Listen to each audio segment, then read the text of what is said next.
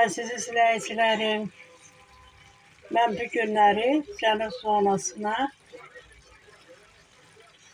uyğun çolpa çığırtması hazırlayıram.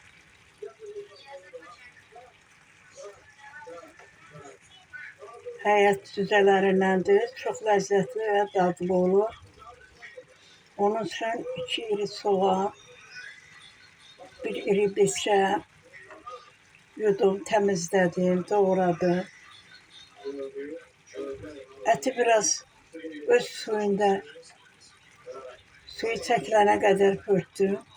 2 baş doğranmış soğanı üzərinə doğradım.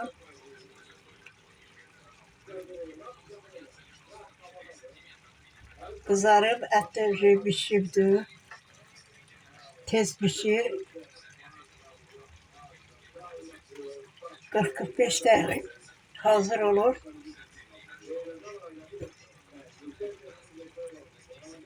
İndi üzərinə 5 ədəd yumurta vuracağım, kənd yumurtası. 1 dəstə də kişniş. Pomidor mövsümü deyil deyə pomidor vurmuram. Amma pomidor istəyənlər də 1-2 ədəd pomidor da vura bilərlər.